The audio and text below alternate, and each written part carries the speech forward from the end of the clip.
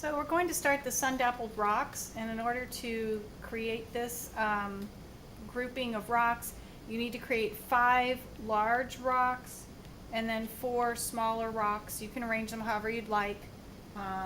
Just make sure that you've got 9 rocks.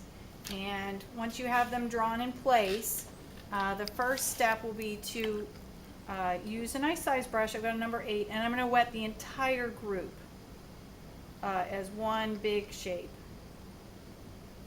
And I want to make sure that it is a wet surface.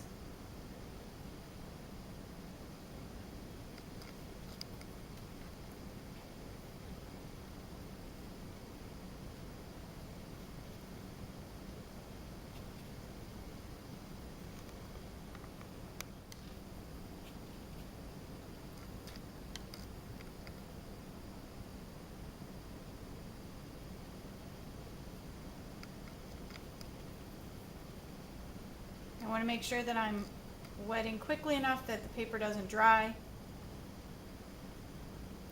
want to make sure that it stays wet so that I can get the effect with the salt and the wet into wet technique that I have to use for my first layer.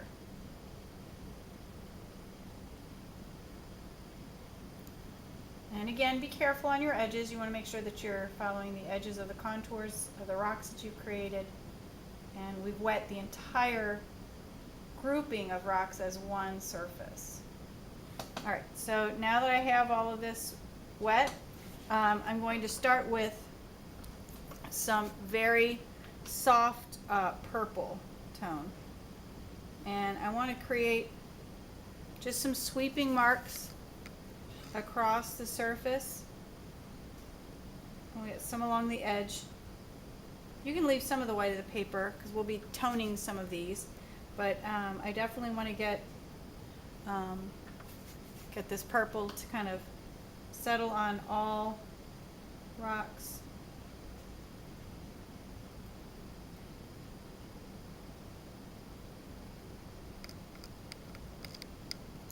Kind of getting a little bit toward the bottom of the rocks at least, to kind of get a general idea of where the edges lie.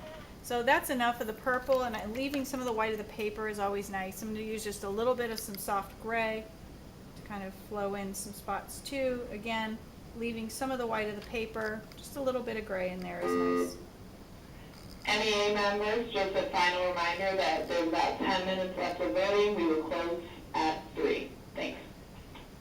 And that's all I'm going to do for paint-wise. And the last thing I need to do before I let this dry overnight is to sprinkle a little salt across it.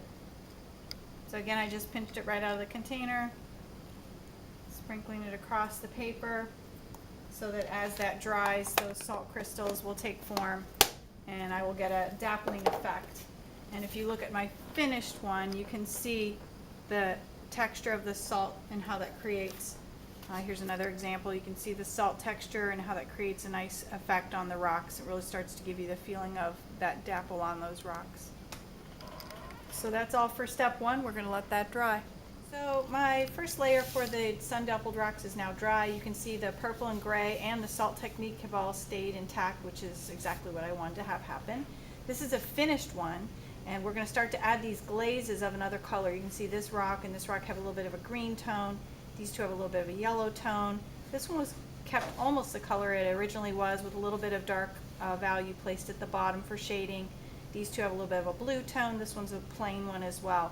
So I'm going to be showing how to create the glaze, how to apply it, and how to create the layered effect of the rocks being in front and behind each other. If you notice, wherever a rock goes behind another, there is a shadow edge there. So we want to make sure that we're really trying to get those shadow edges in place to create that layered dimension.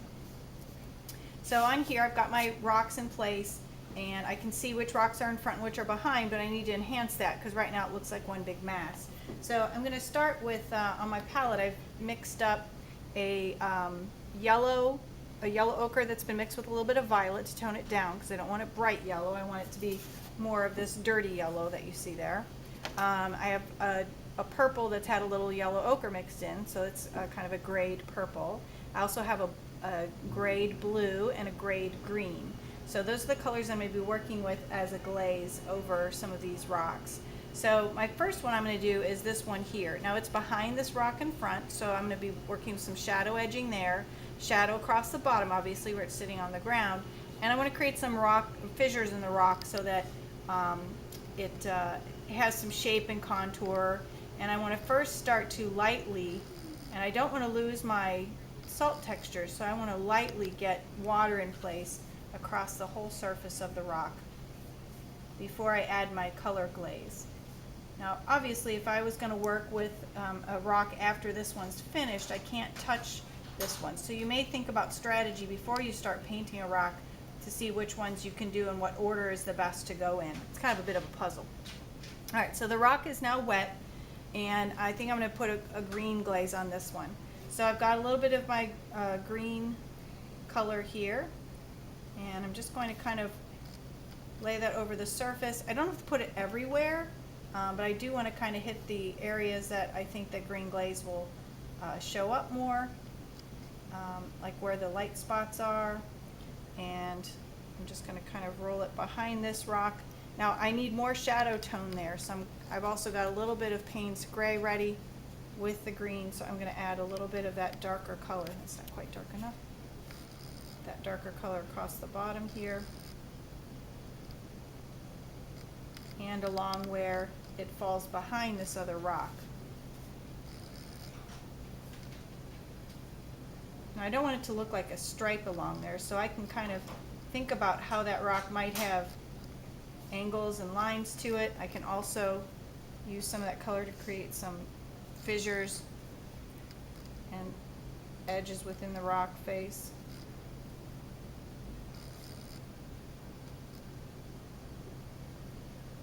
And so that can be just fine the way that is. I think I'm going to blend this just a little bit there. I don't like quite how hard that line is.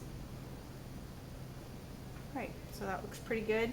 So now I can't do this one, or this one because they're all touching this rock, but I could do this one next. So I'm going to put a little blue glaze on that one. So I'm going to first wet the rock, and again, you want to do this with as little water as possible and as few strokes as possible, because you don't want to upset the texture that you've built up with the salt. You want to make sure that you can get the water on there without disrupting that dappled surface that we like, that really shows the sun hitting that rock surface. So for this one I'm going to use a bit of a blue glaze, and again I don't have to put it everywhere, but I'm going to put it in most places. This rock tends to be a little bit lighter just from that the under layer didn't quite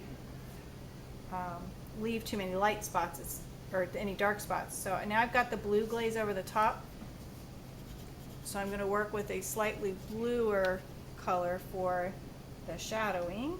So again, I want to add some shadowing. Now this is a little bit darker shadow color. This is more what I wish was over there, because this is nice.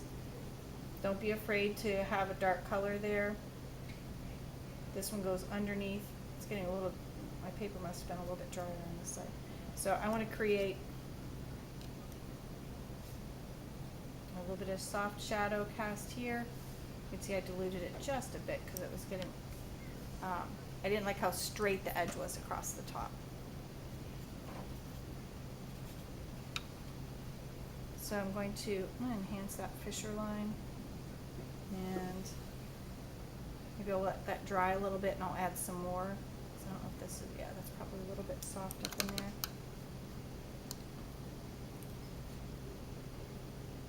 You can always take a little bit of water, but you got it to lighten an area, but you've got to move quickly.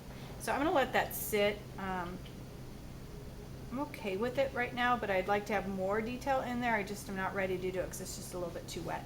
So I'm going to move on to another rock, and then I'll come back to this one. I'm going to keep an eye on its drying time, just so I can kind of watch where it is in the process of drying, so that I don't miss my opportunity to get some softer fissure lines like I got on that one.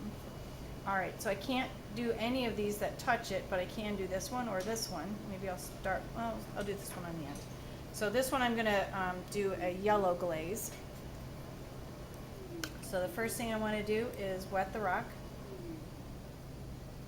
Now this one I got a little sloppy on my edge, so I'm going to probably increase the size of the stone to include that sloppy edge so that I don't have that all around there. I want to make sure that I cover over that. Alright, so I've got my this yellow, and this yellow has a little bit of violet mixed in it just to tone it down. I didn't want it bright. Because after all, these are rocks. We don't want them to look like Skittles on the beach. So I've got a nice yellow in there, but look where that rock falls. It's behind this one and a little behind that one. So I definitely want to make sure that I'm getting a deeper tone that I want to work with for the shadow areas. Because I need to make sure that this is shadowed. And it's shadowed along the edge of this rock, and of course across the bottom of the rock too. I don't want to have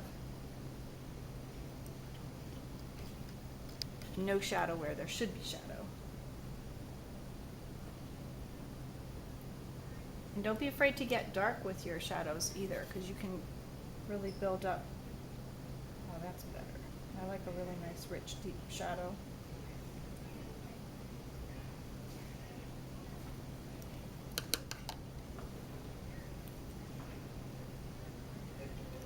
And right now it's just a smooth stone, but I will add some contouring. This one's ready for some contouring, so I want to get some contouring on that one. So I think I'm just going to kind of take some brush marks across here just to kind of give, yeah, that's pretty good. Might leave it just like that. Just to get some cracks or fissure lines. It's nice if the fissure lines can taper, going from thinner to thicker. I like this one here more than those two that I just made, but it's okay. I like this softness there. It kind of shows the sun rolling over the edge of that. So now I'm going to create some fissure lines in this one, and I think I'm just going to go right from the edge there, just like that. That's all.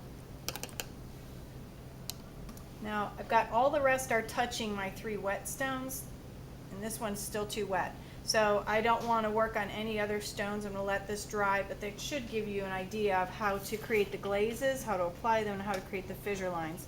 And if you look at one of the examples, you'll see, actually I could probably do a plain one since the plain edge doesn't necessarily have to touch the rock, because all the shadowing goes in the bottom. Why don't I do the front one like this where it shows it plain. So this rock I'm going to leave plain, but I am going to wet most of it. I don't want to wet up close to that area that's already damp from the previous, that green rock. But I'm not going to take the color up this high, but I want to take the color or the water higher than what I need it to be. So I'm going to wet this stone.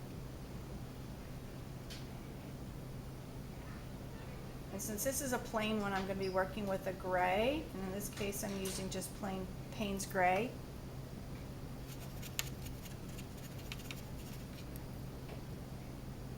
And of course, so it should have a shadow edge all the way around the bottom.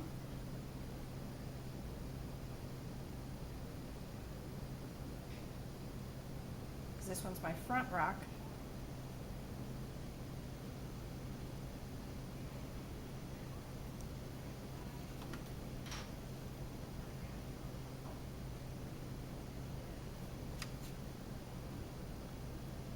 So I'm going to get this deeper color in here.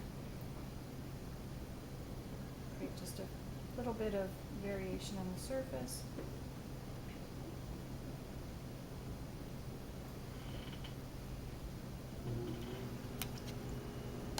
And again, this one's a plain rock, so I didn't really add any color to the glaze.